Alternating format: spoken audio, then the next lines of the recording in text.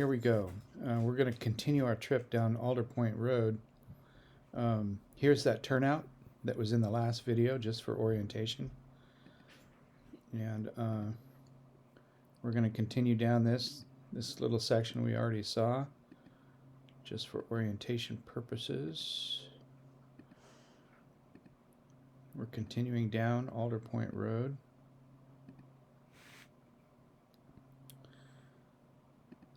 See if any of this looks familiar. My driving skills are not the best here. There we go. This is the spot I think we left off at yesterday. Yeah, here's that little erosional spot we saw yesterday. And we looked around here.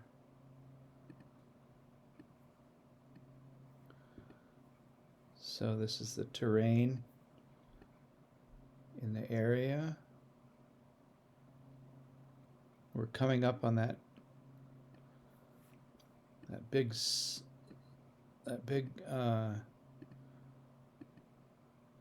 cliff exposure along the river. We just passed it, actually. But here's some new territory.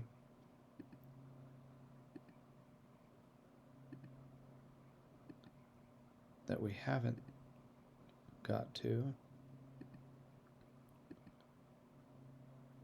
Looks like there's some erosion here along the road.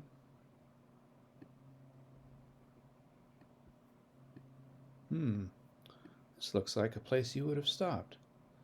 It also looks like it's recent erosion. I would have stopped there too. That looks pretty interesting. Okay. Google Maps wasn't invented when we were out here doing all this hunting, huh?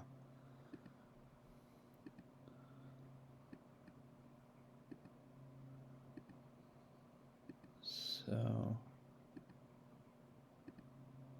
I looked at Alderpoint Road. It parallels 101 actually, and it goes on forever to the south relative to 101. I mean, it just goes and goes and goes. So I think what we would be looking for to jog any memories of where this important snail location was found would be like major hills and ridges and things like that. So do these hills and ridges look familiar?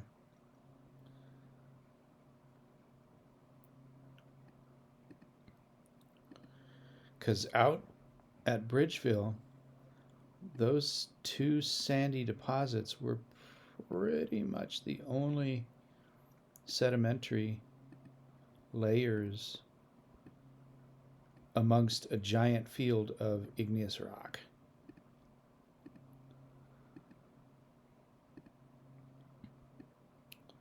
Looks like somebody's towing their Jeep there.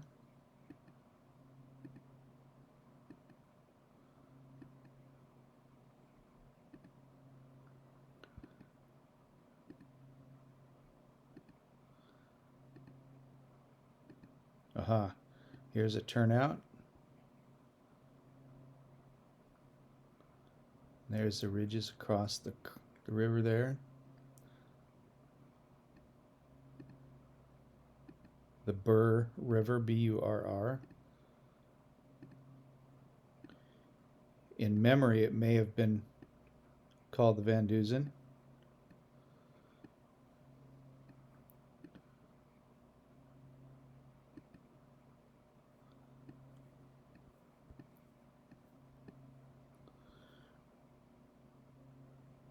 More outcrop there. That does look sedimentary. That's a good point.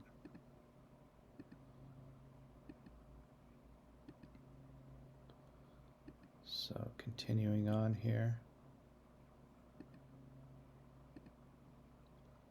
Hope I'm not driving too fast. Don't want to get in a wreck.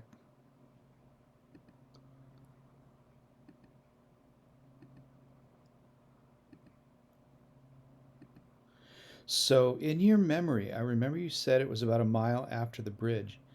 That could be probably, anywhere from 1 mile to 3, 4 miles. And that sandstone exposure was within 3 miles of that bridge. Uh, the bridge going over the Van Duzen, where the turnoff to Bridgeville was, and so this might be the spot, Ron. When I go out here, I might, drive out there and focus on this spot first, since you're pretty sure it was found in Bridgeville. Oh, in your notes, the specimen is labeled. Oh, here's something important. It's like a dirt road going off up here. Any of that look familiar? The specimen is labeled 269. Do your notes have a specimen number 269 as opposed to 169?